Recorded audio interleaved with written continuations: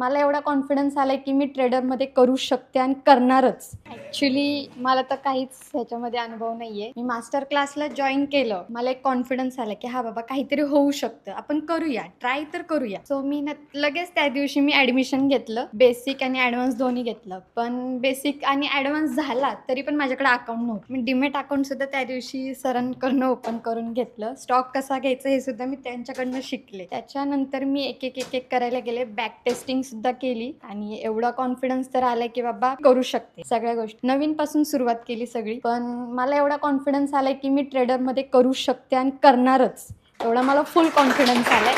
आणि first of all thank you sir, तुम्हाला मी इथं भेटले त्याच्यानंतर मी सगळ्या गोष्टी केल्या. तो करण सरांनी पण खूप सपोर्ट केला, अलका मॅडमनी खूप जास्त सपोर्ट केला.